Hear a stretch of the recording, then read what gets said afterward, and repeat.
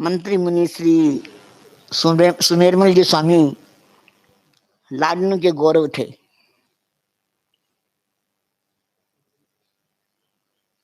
उन्होंने छोटी उम्र में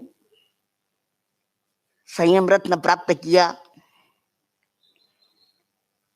और जैसा कि कहा जाता है, कुछ बालक ऐसे होते हैं जो बचपन में दीक्षित होकर भी अपने व्यक्तित्व और कर्तृत्व से अपने युग को प्रभावित कर लेते हैं। तो मंत्री मुनि का व्यक्तित्व भी ऐसा ही था। उनकी वाणी में ओज था और वे कोई भी बात कहनी होती साफ साफ कहते थे।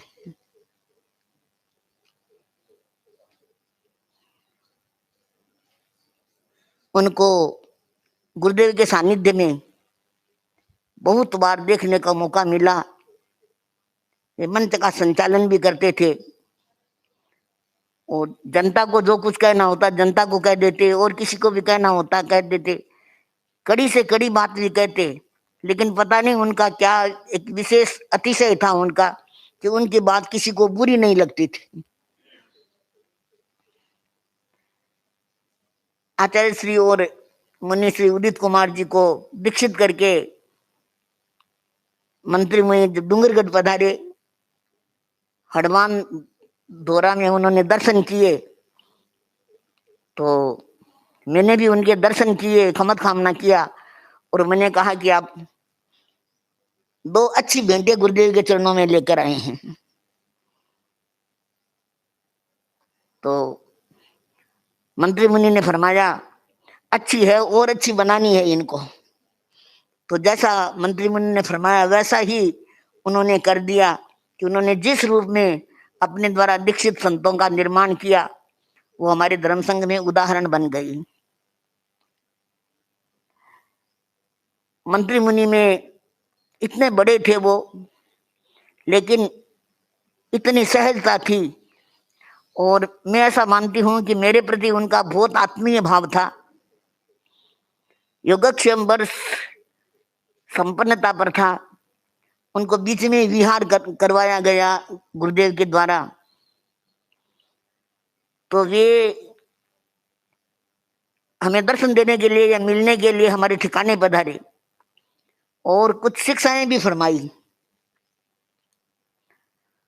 उन्होंने एक बात कही कि देखो साध्य प्रमुखा जी, एक बात का ध्यान रखना, गुरुदेव के मन में कभी यह बात नहीं आई कि मैंने अपना करनीय काम सारा कर लिया है।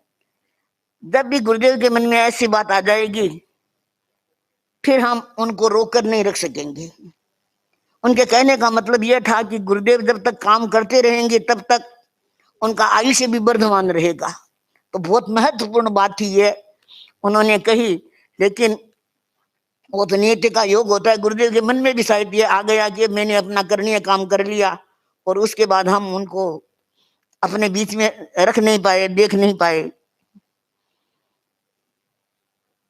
विदासर में मर्यादा महोत्सव था, उस समय भी मुनिश्री हमारे स्थान पर पधारे और जब भी पधारते हैं कुछ विशेष प्रेरणा देते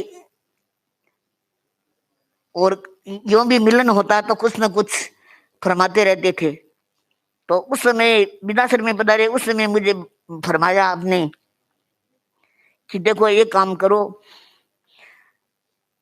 आहार के बाद नमस्कार महामंत्र की उल्टी मारा फेरनी है रोज आपको। तो मैंने मुनिश्री की उस बात को स्वीकार किया और तब से आहार के बाद नमस्कार महामंत्र की उल्टी माला फेरनी शुरू की और वह कर्म अब तक भी चालू है मेरा।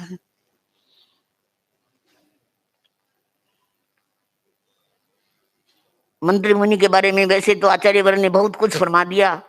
उनका तत्व ज्ञान, तेरापंथ तत्व दर्शन और उनकी प्रभावशालीता, उन्होंने यात्राओं में जो जो काम किया, तो वास्तव में ऐसे साधु साधियां होते हैं तो वे संघ के प्रभावक होते हैं।